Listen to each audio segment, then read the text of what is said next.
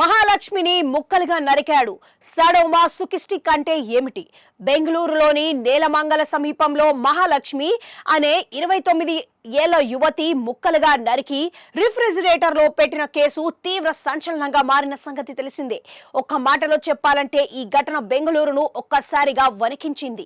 ఈ నేపథ్యంలో ఈ కేసులో కిరాతకుడి వ్యవహారంపై కీలక విషయాలు వెలుగులోకి వస్తున్నాయి. అవును, నేలమంగళ సమీపంలో మహాలక్ష్మి అనే యువతిని అత్యంత కిరాతకంగా చంపి ముక్కలుగా నరికి ఫ్రిడ్జ్ లో కుక్కిన కిరాతకుడి విషయంలో వైద్య నిపుణులు కీలక వ్యాఖ్యలు చేశారు.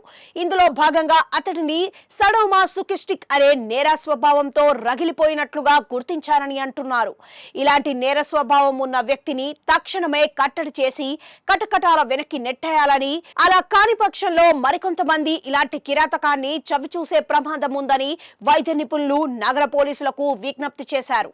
అతడు ఎక్కడున్నా తక్షణమే వెదికి పట్టుకోవాలని, ఎంత తొందరగా పట్టుకుంటే అంత మేలని స్పష్టం చేశారు.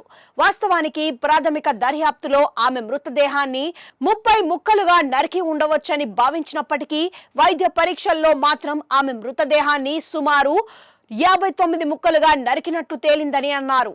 ఆమె తలని 3 ముక్కలుగా పగలగొట్టారని వైద్య నిపుణులు దిగ్భ్రాంతి వ్యక్తం చేశారు. ఈ స్థాయిలో అతడి ప్రవర్తన గమనిస్తే ప్రతి శరీర భాగాన్ని నరికే సమయంలో అతడు ఆనందం పొందాడని నిపుణులు అనుమానిస్తున్నారు. సడోమా సుకిస్టిక్ లక్షణాలు ఉన్నవారే ఈ స్థాయిలో ప్రవర్తిస్తారని చెబుతున్నారు.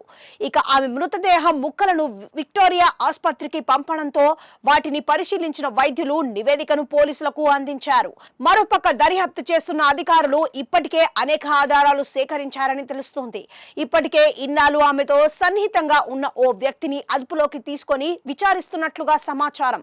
అయితే ఈ హత్య ఒకడే చేశాడా లేక ఇద్దరు ముగ్గురు ప్రమేయం ఉందా అనే విషయంపైన పోలీసులు దర్యాప్తు చేస్తున్నారని అంటున్నారు. ఈ సమయంలో అసలైన నిందితుడి కోసం పోలీసులు బృందాలు పలు రాష్ట్రాల్లో గాలిస్తున్నట్లుగా తెలుస్తోంది. ఇదే సమయంలో నగరంలోని పలు కీలక అనుమానిత ప్రాంతాల్లోనూ గాలిస్తున్నారు.